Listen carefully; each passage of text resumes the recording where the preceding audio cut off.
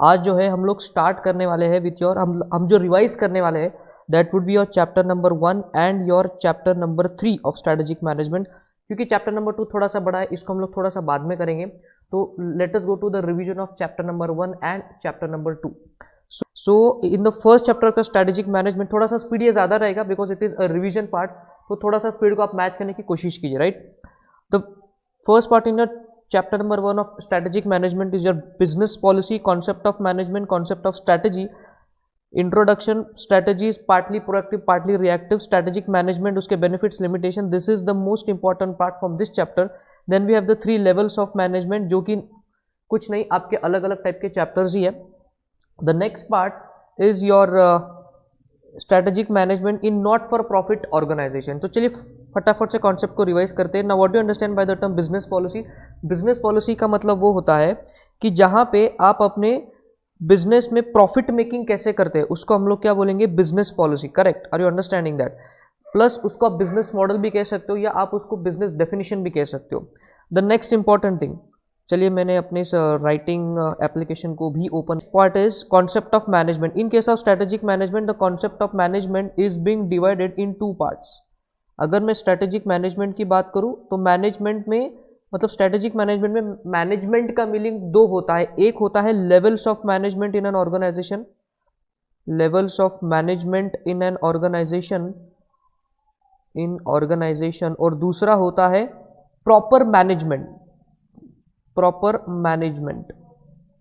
Now let us come to the very simple part that is called as the management of what you can say the first part। Management मतलब क्या कि चीजों को organise करना, lead करना, अपने लोगों को बताना। Let me just check whether the same is happening as well. Okay, correct. So management का मतलब होता है कि आप स्ट्रैटेजिकली अपने बिजनेस को कैसे मैनेज करते हो, कैसे आप रिसोर्सेज को एक साथ लाते हो और उसका ऑप्टिमम यूटिलाइजेशन करते हो, वो होता है मैनेजमेंट। जैसे आप अपनी स्टडी को मैनेज करते हो उसी तरह जो एंटरप्रेन्योर होता है, जो बिजनेस का ओनर होता है, वो भी क्या करता है, अपने बिजनेस को मैनेज करता है। तो वो जो कुछ प्रोसेस करता है, जो टेक्निक्स इस्तेमाल करता है, that is also called as management. As far as the levels of management is concern, मतलब उस बिजनेस में, एक बड़े बिजनेस ऑर्गेनाइजेशन में 3 लेवल ऑफ मैनेजमेंट होती है। टॉप लेवल, मिडल में level and lower level. Top level पे जो लोग बैठे होते हैं in company we call them as the board of directors. Board of directors का काम होता है स्ट्रैटेजिक डिसीजन मेकिंग करना, दूर की सोचना।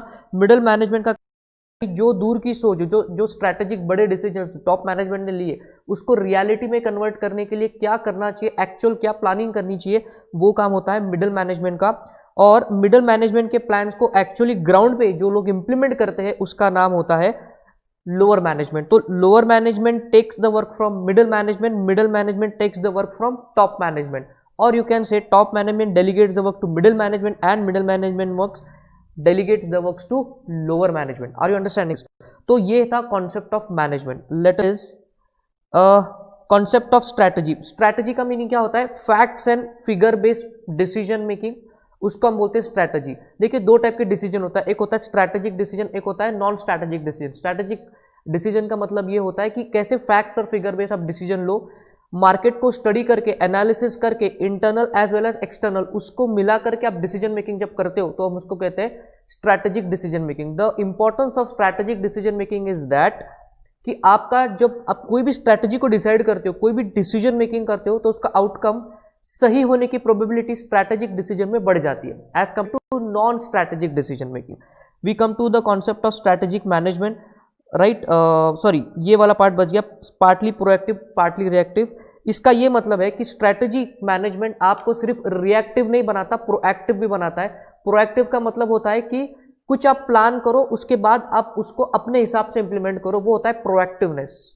रिएक्टिवनेस क्या होता है कि मार्केट जैसा चलेगा, मार्केट सिचुएशन जैसी होगी, उसके हिसाब से मैं अपनी स्ट्रैटेजी बनाऊंगा। तो हम कहेंगे कि आपने मार्केट कंडीशन को देखते हुए आपने कुछ सडन चेंज किया। जैसे अगर आपको एग्जाम में सडनली कोई अनदेखा सा क्वेश्चन आता है तो आप क्या करते हो, उसको मैनेज करने का ट्राई करते हो, वो होता है आपका रिएक्टिव रिएक्शन। प्रोएक्टिव क्या होता है कि आपने अगर कोई क्वेश्चन पढ़ रखा है और उस पर आपका मतलब कोई आंसर, कोई क्वेश्चन, कोई कॉन्सेप्ट पढ़ रखा है आपने और उस पर इमीडिएटली क्वेश्चन अगर आपको एग्जाम में दिख गया तो आप तो खुश हो ही जाते हो, और जो आपने पढ़ा था उसके हिसाब से आप क्या करते हो, वहां पे आंसरिंग करते हो।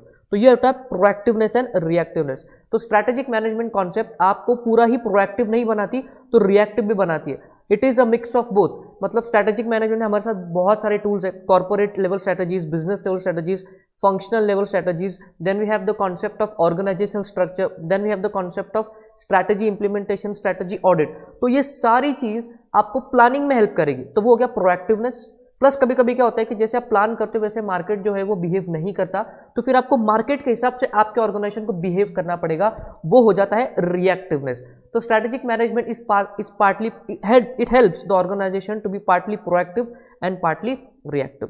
तो ये था वो वाला कॉन्सेप्ट। अब चलते बहुत ही इंपॉर्टेंट कॉन्सेप्ट है, and that is the concept of strategic management. Strategic management हमको समझ गया कि वो है क्या, उसकी बात करेंगे जो इंपॉर्टेंट आंसर है, and that is benefits and limitations of strategic management. So I am on the answer of positives of strategic management. So I am on the concept of positives of strategic management. तो इसमें बहुत सारे points है, let us discuss फटाफट से। सबसे पहला point आपको दिख रहा है, it provides a direction to the company. It provides a direction to the company. It provides a direction to the company. बहुत ही सिंपल सा पॉइंट है, ये कहता है कि स्ट्रैटेजिक मैनेजमेंट आपकी कंपनी को एक डायरेक्शन प्रोवाइड करता है, because a ship without a captain can go anywhere in the sea. जैसे टाइटैनिक का मूवी आपने देखा है, जो ऊपर बैठा बंदा था उसको पता चल गया कि आइसबर्ग आने वाला है, तो क्योंकि आइसबर्ग उसको दिख गया तो उसने इमीडिएटली वार्न किया कि ऐसे मोड़ो ऐसे मोड़ो। तो स्ट्रैटेजिक मैनेजमेंट क्या करेगा, ऑर्गेनाइजेशन कौन सी हेड की तरफ बढ़ रहा है, कहाँ उसको जाना चाहिए, कहाँ नहीं जाना चाहिए, इसका डायरेक्शन कौन करके देगा, strategic management. The next point, it helps organization to be proactive। ये देखिए वही पॉइंट है, to be proactive rather than just being reactive। तो सर इसका क्या मतलब है, it helps the organization to be a mix of both proactiveness as well as reactiveness। are you understanding this? answer is yes। आगे देखेंगे, it provides basis for decision making। it मतलब strategic management, it provides basis for decision making। Sir what do you understand by this decision making? देखिए जब भी आपको कोई decision लेना होता है तो आपके पास कुछ तो डेटा चाहिए। तो स्ट्रैटेजिक मैनेजमेंट में बहुत सारे टूल्स आपके पास अवेलेबल है, जैसे स्वॉट analysis, TOWS analysis, BCG matrix है आपके पास, Ansoff's product growth share matrix, उसके बाद आपके पास लाइफ साइकिल ऑफ प्रोडक्ट, बहुत सारे टूल्स है। तो ये टूल आपको क्या हेल्प करेंगे, डिसीजन मेकिंग के लिए, बिकॉज जहाँ पे एनालिसिस है, डेटा है, जो डिसीजन मेकिंग वो बहुत ही ज्यादा फाइन होता है, सही होता है। आगे देखिए next, it seeks to prepare. It मतलब strategic management, it seeks to prepare organization for the future. It seeks to prepare organization for the future. Sir इसका क्या मतलब है, क्योंकि आपको प्रोएक्टिव बनाएगा, आपको आने वाले टाइम का अंदाजा हो जाएगा, तो आपके ऑर्गेनाइजेशन को ये फ्यूचर के लिए प्रिपेयर करेगा। कौन, स्ट्रैटेजिक मैनेजमेंट। तो ये थे पहले 4 point. Now let us come to the next points in the benefits of strategic management. Strategic management serves as a corporate defence mechanism. ये टर्म बड़ा इंपॉर्टेंट है, corporate defence mechanism. Sir what do you understand by the word defence mechanism? मतलब organization को बाहर के world से competition मिलने वाली है, बट क्योंकि आपके पास स्ट्रैटेजिक मैनेजमेंट है तो it will create an invisible wall, जो कि आपको कंपटीशन से बचाएगा, आपको प्रोएक्टिव बनाएगा, रिएक्टिव भी बनाएगा। बिकॉज स्ट्रैटेजिक मैनेजमेंट में कई सारी स्ट्रैटेजी की हम लोग स्टडी करते हैं, आप जानते ही हो। तो ये एक कॉर्पोरेट डिफेंस मैकेनिज्म बनाएगा अगेंस्ट कॉम्पिटिशन। आगे, it helps to enhance longevity of the business. Longevity of the business. Sir what is the meaning of this? Longevity of the business का ये मीनिंग है कि ये आपके बिजनेस की उम्र बढ़ाने में हेल्प करता है। मतलब क्या सर, स्ट्रैटेजिक मैनेजमेंट उनको आशीर्वाद देता है कि बेटा जीते रहो, सदा सौभाग्यवती भव? ना बेटा, वैसा नहीं। स्ट्रैटेजिक मैनेजमेंट क्योंकि आने वाले फ्यूचर को डिस्काउंट करता है, आपके एग्जिस्टिंग का एनालिसिस करता है, तो ये आपको बिजनेस को एक लंबे समय तक प्रॉफिटेबल लेने में, सस्टेनेबल रहने में हेल्प करता है। आगे देखिए, ये बड़ा अच्छा सा पॉइंट है। It helps to develop, it helps organization आना चाहिए यहाँ पे, it helps organization to develop core competencies and attain competitive advantage. And attain competitive advantage. Sir, what is the meaning of this competitive advantage? Core competency क्या होती है? वो एक ऐसी चीज जो आपको औरों से अलग बनाती है। जैसे कुछ स्टूडेंट होते हैं कि जो लर्निंग में बड़े फास्ट होते हैं, ऐसा कोई ऑर्गेनाइजेशन होगा जो काफी लो कॉस्ट रखता है और हाई क्वालिटी प्रोडक्ट देता है, जैसे Maruti Suzuki, Jio and so on. तो ये कोर कॉम्पिटेंसी उन्होंने अपनी डेवलप कर ली है। तो स्ट्रैटेजिक मैनेजमेंट आपको ये कोर कॉम्पिटेंसी डेवलप करने में हेल्प करता है और इसी हेल्प से आपको क्या competitive advantage. What is the meaning of the term competitive advantage? Competitive advantage का मतलब ये होता है कि कैसे आप एक्स्ट्रा इनकम अर्न कर सकते हो अपने कॉम्पिटिटर से आगे। तो कॉम्पिटिशन से ज्यादा, कॉम्पिटिशन से एक्स्ट्रा जितनी भी इनकम आप अर्न करते हो, that fall under the concept of competitive advantage. तो कॉम्पिटिटिव एडवांटेज आता है आपको कोर कॉम्पिटेंसी से। सो क्योंकि कोर कॉम्पिटेंसी स्ट्रैटेजिक मैनेजमेंट आपको डेवलप करने में हेल्प करता है, तो इनडायरेक्टली वो आपको कॉम्पिटिटिवली एडवांटेज भी प्रोवाइड करवाता है। Are you understanding? I hope आप सभी को जो है वो मेरा वीडियो आराम से दिख रहा है and the internet speed is also good, right? So ये था positive points of strategic management. Now we come next to the negative points और डिसएडवांटेजेस ऑफ स्ट्रैटेजिक मैनेजमेंट, और in other words we can call it the limitations of strategic management. सबसे बड़ा limitation strategic management का, it is a time consuming, it is a time consuming process.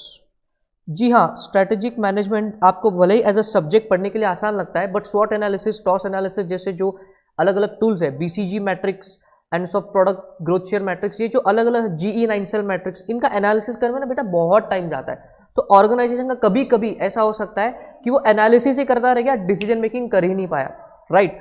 तो it is a time consuming process. आगे, it is a costly process, it is a costly process. Sir, what is the meaning of this? जैसे कि आपने बहुत सारे strategist का strategic management में नाम सुना रहेगा, पीटर ड्रकर भैया, अपना वो माइकल पोर्टर बाबा जो चैप्टर नंबर 5 में है, इन सब ने स्ट्रैटेजिक मैनेजमेंट को जो आशीर्वाद दिया है। अगर कोई कंपनी किसी स्ट्रैटेजिस्ट को कंसल्टिंग के लिए बुलाती है तो उसको करोड़ों की फीस देनी पड़ती है, लाखों की बात नहीं कर रहा हूँ, करोड़ों में फीस देनी पड़ती है। तो strategic management is a costly process. And again, आप जो स्ट्रैटेजी डिसाइड करोगे वो काम करेगी नहीं करेगी, इट्स अ रिस्क। अगर काम नहीं करी तो पैसा जो है वो कंसल्टेंट को तो देना पड़ेगा, अगर आउटपुट नहीं आया तो आपका पैसा वेस्ट हो गया। तो ऐसा हो सकता है, see all the strategies will work all the time, ऐसा बिल्कुल भी नहीं होगा। So these are the 2 points. आगे ये सबसे जो लास्ट पॉइंट है, ये मेरा फेवरेट है। ये कहता है since all firms are moving strategically, since all firms are moving strategically, since all firms are moving strategically, it is difficult to decide exact strategy,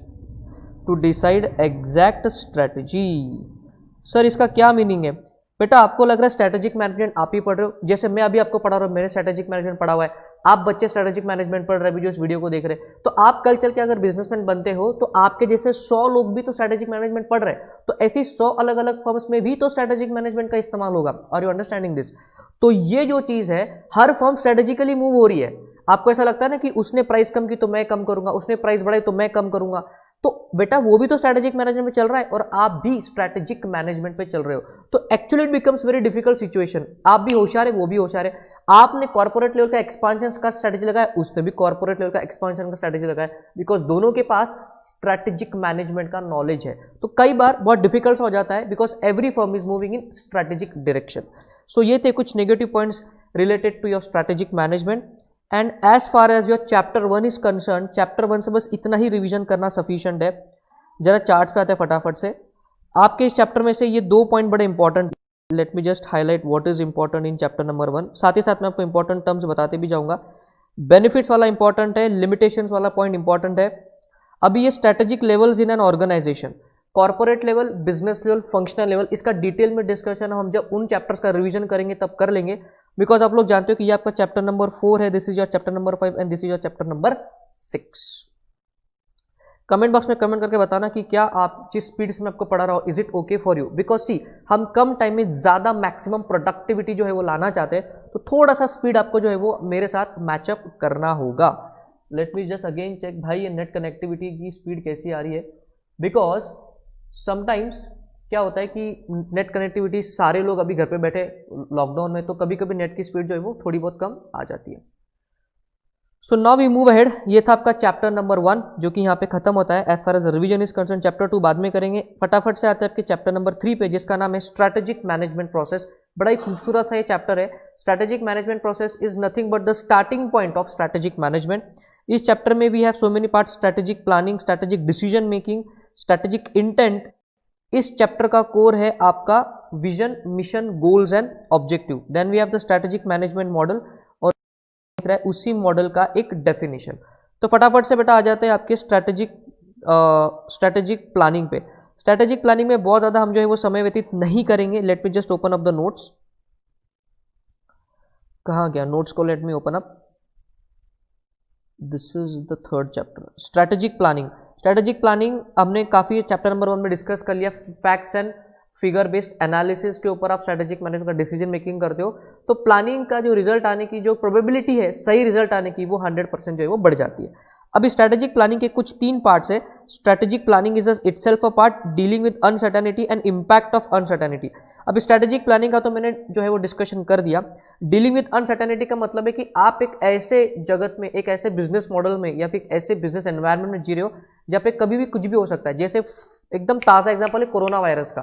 किसको पता था कोरोना वायरस पूरी दुनिया भर के सप्लाई चेन को भाई डिसरप्ट कर देगा। अभी हो क्या रखा है कि बड़े से बड़ी कंपनी ठप पड़ी है, छोटे से छोटे सर्विस प्रोवाइडर भी ठप पड़ा हुआ है। Even people can't go to take live classes as well. इसीलिए तो हम लोग जो है वो यूट्यूब का सहारा ले रहे हैं आपसे इमीडिएटली बात करके जो है आपकी रिविजन करवाने के लिए। तो as far as strategic uncertainty जो है उसको कैसे डील करें, इन केस ऑफ अनसर्टेनिटी जब आएगी तब उसको कैसे डील करें, इसकी थोड़ी बहुत प्लानिंग में स्ट्रैटेजिक प्लानिंग हेल्प करेगा।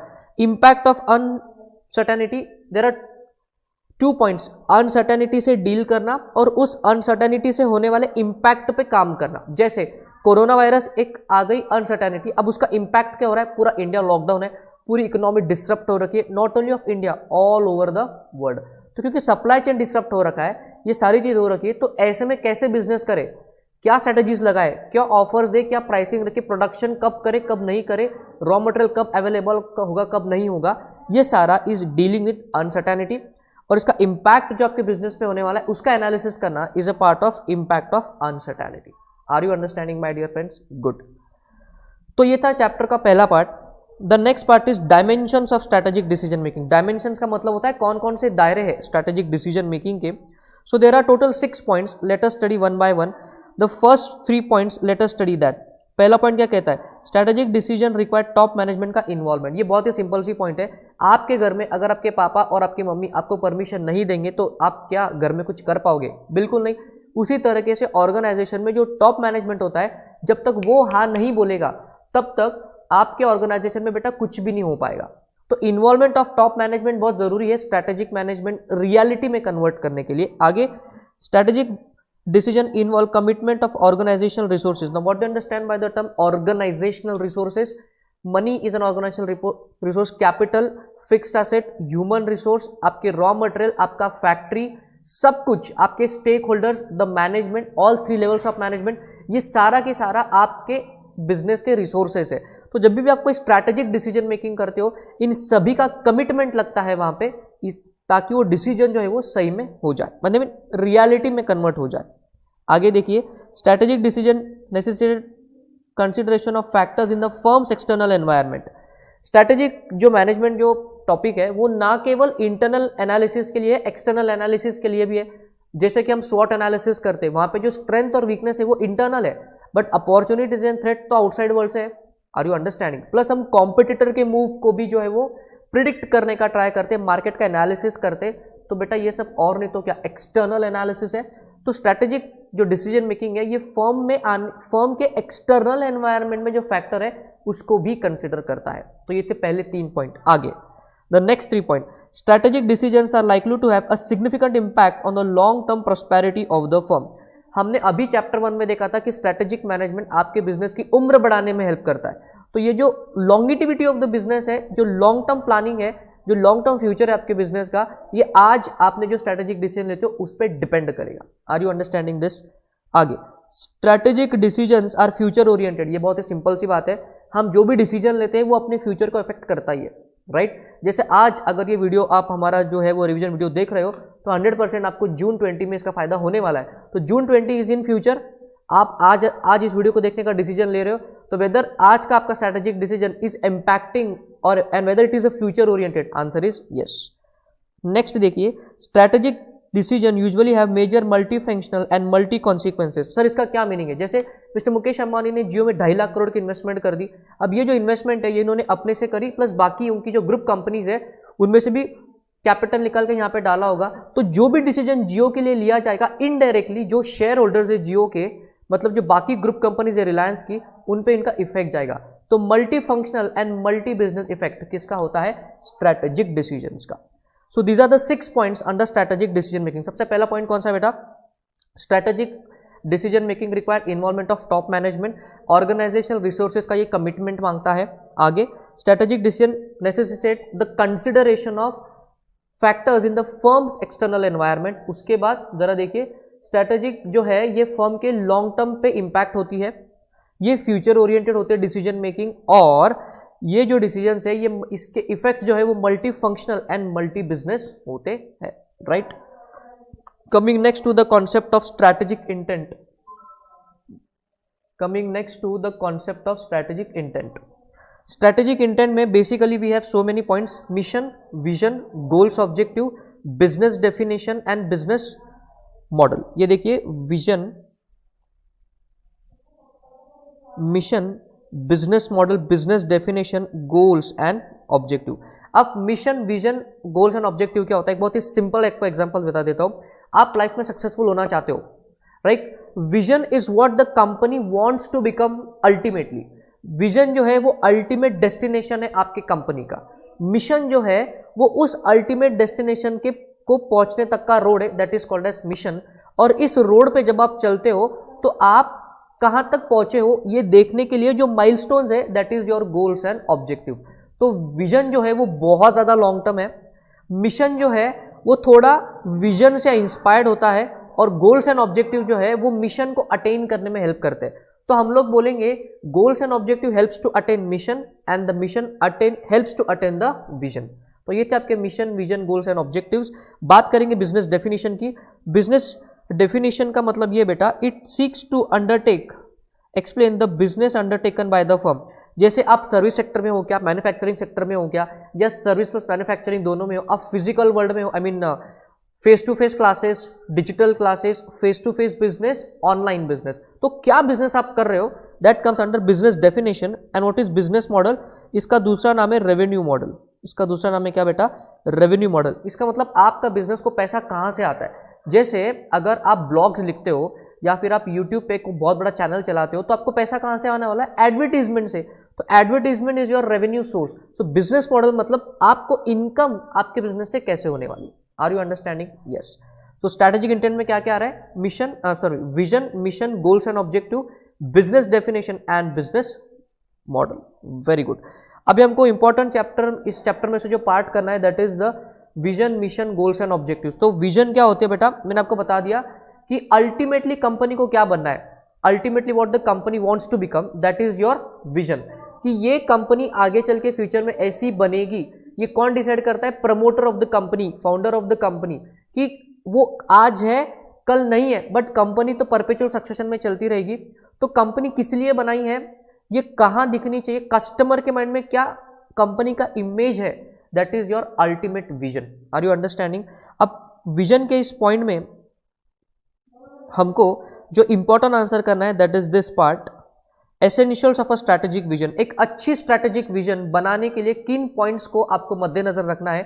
तो सबसे पहला पॉइंट बहुत ही अच्छा है, एंटरप्रेन्योरियल चैलेंज है, आपको बहुत ही क्रिएटिवली सोचना पड़ेगा। ये देखिए, is to think creatively, because vision long term है।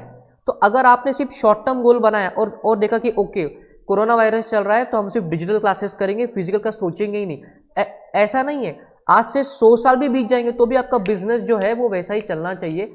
ये होती है स्ट्रैटेजिक विजन। जैसे स्टीव जॉब्स ने एप्पल बनाया था, वो अब स्टीव जॉब्स तो नहीं रहे, but still innovation is going on in Apple. तो स्टीव जॉब्स ने उस टाइम पे जो विजन बनाई थी वो आज भी सच है। Are you understanding? तो इतना लॉन्ग टर्म सोचने के लिए थोड़ा सा क्रिएटिव आपको बनना पड़ता है। आगे, forming a strategic vision is an exercise of intelligent entrepreneurship. Entrepreneurship is not a anybody's, I mean क्या व्हाट वी कैन से, सबकी बस की बात नहीं है। Are you understanding this? तो एक एंटरप्रेन्योर इंटेलिजेंट होना चाहिए स्ट्रैटेजिक विजन को लेकर के, बिकॉज अगर उसने सिर्फ करंट सिचुएशन को देखते हुए एक विजन बना ली है तो हो सकता है कि आगे चल के वो विजन हवा हो जाए, हो सकता है कि वो रियलिटी में कन्वर्ट हुई ना, तो ऐसी विजन कोई भी काम की नहीं होती। तो आपको इंटेलिजेंट एंटरप्रेन्योरशिप का वहाँ पे एग्जाम देनी पड़ेगी या उस पर आपको खरा उतरना पड़ेगा। आगे, a vision creates enthusiasm among the members. जो विजन है वो अगर आप देखो तो बड़े बड़े ऑर्गेनाइजेशन के ऐसे दीवारों पे जो है उसकी विजन लिखी होती है, उनके जो एम्प्लॉयज काम करते हैं उनके कंप्यूटर के होम स्क्रीन पे कंपनी का विजन लिखा होता है। तो बेसिकली विजन ऐसी होनी चाहिए जो आपके मेंबर्स में एंथुजियाज्म क्रिएट करे अपने बिजनेस के प्रति। Are you understanding? जैसे रचिंद्र मुद्रास क्लासेस हमारे क्लासेस है, इसका मेन मोटो क्या है? High quality education at a very affordable price.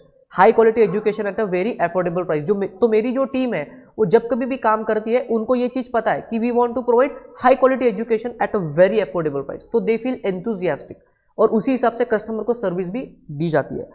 आगे, आपकी विजन जो है it clearly sets the direction in which the organisation is headed. मैंने बताया आपको, आपका अल्टीमेट जो गोल है, मोक्ष प्राप्ति का जो मार्ग है, जो आपका मोक्ष वाला जो स्थान है, that is your strategic vision.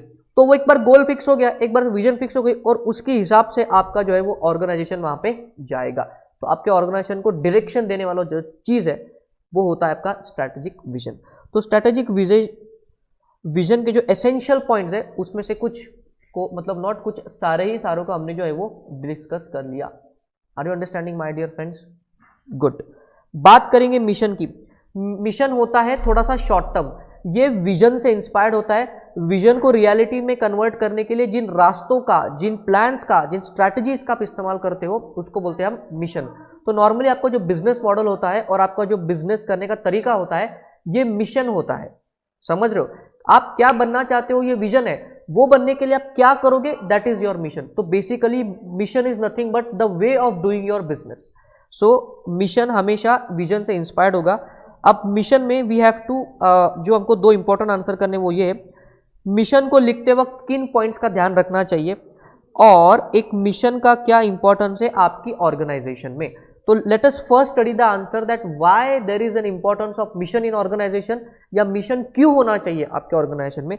Late us come to the first 3 point. सबसे पहला पॉइंट आपको दिख रहा है, to ensure unanimity of purpose within the organization. See कभी कभी क्या होता है, जब बहुत बड़ा ऑर्गेनाइजेशन हो जाता है ना, तो अगर उसमें कॉमन थॉट प्रोसेस नहीं है, टॉप मैनेजमेंट को लग रहा है कि हमको इस डायरेक्शन में काम करना है, बट अगर मिडिल मैनेजमेंट, लोअर मैनेजमेंट, इनको पता ही नहीं है कि टॉप मैनेजमेंट के मन में क्या है, तो क्या उनका सिंक्रोनाइजेशन में काम हो पाएगा?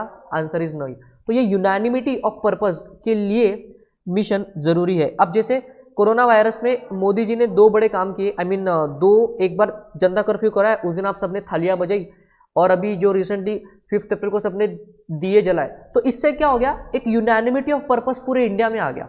तो ये होता है आपका मिशन, इसीलिए मिशन की जरूरत है। आगे, डेवलप अ बेसिस और standard for allocating organisational resources. Organisation के जो भी रिसोर्सेज है, मैंने आपको बताया पिछले चैप्टर नंबर 1 के रिवीजन में कि रिसोर्सेज क्या क्या होते हैं ऑर्गेनाइजेशन के। आपका कैपिटल, आपका ह्यूमन रिसोर्स, आपका फिक्स्ड एसेट, आपके एम्प्लॉयज, सारा कुछ, आपके फैक्ट्री, बिल्डिंग, गाड़ी, सारा कुछ रिसोर्सेज है। ये रिसोर्सेज का कैसा एलोकेशन होगा, ऑप्टिमम यूटिलाइजेशन कैसा होगा, इसके लिए जो रेफरेंस पॉइंट है दैट इज योर मिशन। मेरे को बिजनेस ऐसा चलाना है, इसलिए मुझे एक्सपेंडिचर करना है। तो देखिए, बिजनेस आप कैसा चलाओगे ये मिशन पे डिपेंड करता है। तो मिशन के हिसाब से मैंने खर्चा करा है, मतलब मैंने मेरे पैसों का एक्सपेंडिचर किया है, और पैसा is a resource in business. Are you understanding? तो इसको रेफरेंस लेके हम जो है वो ऑर्गेनाइजेशन रिसोर्सेज को स्पेंड करेंगे। The next point is to provide a basis for motivating the use of organisational resources. Another same point, कभी कभी स्ट्रेटेजिक मैनेजमेंट में थोड़ा थोड़ा बीकॉम का लॉजिक आपको इस्तेमाल करना पड़ता है, उसी पॉइंट को थोड़ा सा घुमा के लिखेंगे। ऊपर क्या लिख दिया कि ये जो मिशन है ये एक बेसिस है, इसको देख करके आप एलोकेशन करोगे रिसोर्सेज को। अभी क्या बोल रहे हैं, रिसोर्सेज का एलोकेशन करने के लिए मोटिवेशन किधर से आता है, आपके मिशन से। तो भाई आईसीआई है, आपको ऐसा लिखना पड़ेगा। आगे ये देखिए, अभी ये जो पॉइंट है ये वापस ऊपर से रिलेटेड है। To establish a general tone और organizational climate, for example to suggest a business like operation. To establish a general tone का यही मतलब है unanimity of purpose. Same point again and again. To serve as a focal point for those who have identified the organizational purpose and direction. Sir focal point का meaning ये है, it is the center point, और इसके इर्द गिर्द आप जो है अपना डिस्कशन करोगे। जैसे जब भी आपको पिकनिक पे जाना होता है तो जब आप दोस्तों के साथ जो है वो बैठ के डिस्कशन करते हो तो उस टाइम पे आपका फोकल पॉइंट क्या होता है? आपका मेन इंटेंशन है कि दोस्तों के साथ टाइम स्पेंड करे, मजा भी आना चाहिए, कॉस्ट इफेक्टिव भी होना चाहिए। सो ये 3 पॉइंट आपके फोकल पॉइंट है और इसको देखते हुए आप अपने पिकनिक का प्लान बनाते हो। तो ऐसे ही जो फोकल पॉइंट आपके ऑर्गेनाइजेशन में है वो होता है आपका मिशन। उसको देख करके ही बिजनेस मॉडल बनता है, उसको देख करके बिजनेस का डेफिनेशन बनता है। Are you understanding my dear friends? तो ये थे कुछ important points related to your that why an organisation should have a mission into the business. अब बात करेंगे points useful for writing a mission. जब भी कोई एंटरप्रेन्योर एक मिशन लिखने बैठेगा, एक मिशन क्रिएट करेगा अपने एंटरप्राइज के लिए, अपने ऑर्गेनाइजेशन के लिए, तो कुछ बातों का उसको बड़ी ही खास तरीके से ध्यान रखना है। वो 3 बातें कौन सी? अब इसमें से भी 2 पॉइंट जो है वो रिपीटेटिव है। सबसे पहला, the role of mission statement is to provide an organisation its own special identity. जैसे अलीबाबा और अमेजॉन, ये दुनिया की 2 सबसे बड़ी ई कॉमर्स कंपनीज है, बट अलीबाबा का मिशन अलग है, अमेजॉन का मिशन अलग है। तो आपका मिशन किसी का कॉपीड नहीं होना चाहिए, ये आपको आपके ऑर्गेनाइजेशन को एक यूनिक आइडेंटिटी प्रोवाइड करना चाहिए, ऐसा आपका मिशन स्टेटमेंट होना चाहिए। आगे जैसा कि मैंने बताया, आपका मिशन स्टेटमेंट आपके बिजनेस मॉडल को डिफाइन करेगा, आपके रेवेन्यू मॉडल को डिफाइन करेगा, आपके बिजनेस को डिफाइन करेगा, इसीलिए ये आपके मिशन में झलकना चाहिए। Are you understanding? क्योंकि वाई, विजन को अटेन करने के लिए मिशन हेल्प करता है, मतलब ही आपका बिजनेस मॉडल मिशन के हिसाब से चलेगा। तो आपका बिजनेस मॉडल मतलब वो चीज है कि जिससे कस्टमर की नीड सेटिस्फाई होती है, ये आपके मिशन स्टेटमेंट में झलकना चाहिए। Are you understanding? जैसे अगर मैं डोमिनोज की बात करूं तो डोमिनोज का अगर आप मिशन स्टेटमेंट जाके पढ़ोगे तो वहां पे लिखा हुआ है कि we want to become the earth's most fastest pizza delivery company. तो देखिए उनके इस मिशन से समझ में आ रहा है कि डोमिनोज का जो बिजनेस मॉडल है that is not based on serving food in the restaurant. वो कहते हैं कि आप घर पे आराम से बैठिए, हम आपको 30 मिनट्स में जो है वो पिज्जा ला के देंगे। तो दुनिया की सबसे फास्टेस्ट पिज्जा डिलीवरी कंपनी कौन सी है? तो नाम आता है मन में डोमिनोज। Are you understanding? तो मिशन स्टेटमेंट वैसे आपने बनाना चाहिए। और जो लास्ट पॉइंट है, good mission statement unique to organisation for which they are develop. Again the repetition of the first point, हर मिशन स्टेटमेंट हर ऑर्गेनाइजेशन का अलग अलग होता है और यूनिक होता है। तो भाई ये था आपका मिशन स्टेटमेंट से रिलेटेड 2 इंपॉर्टेंट आंसर्स। अब बात करेंगे next, Peter Drucker and Theodore Levitt, ये 2 महान स्ट्रेटेजिस्ट है। इन्होंने क्या बोला कि अगर आपको अपना मिशन स्टेटमेंट नहीं पता है तो कुछ सवाल अपने आप से कीजिए, कुछ सवाल अपने आप से कीजिए। इन सवालों का जो भी जवाब आएगा वो जवाब को कंपाइल करिए एंड दैट कंपाइलेशन वाला जो डेटा है that is nothing but your mission.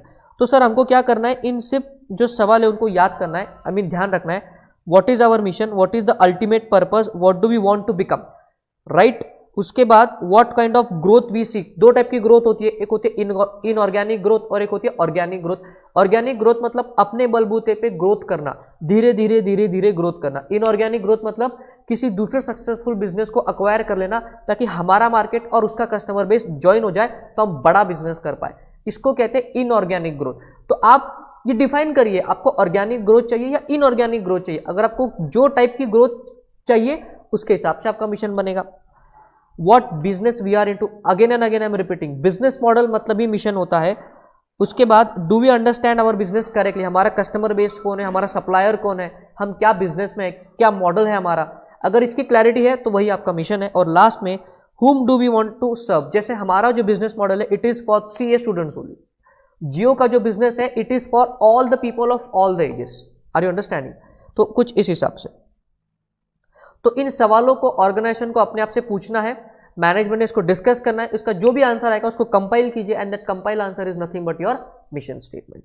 Now we move on to the next concept of goals and objective. मैंने आपको बताया कि मिशन स्टेटमेंट एक रोड है विजन को रियलिटी में कन्वर्ट करने के लिए, और इस मिशन के रोड पे जब भी आप चलते हो तो आप कितनी दूर पहुंचे हो ये देखने का जो माइलस्टोन है that is your goals and objective. तो goals and objective are ultra short term objectives.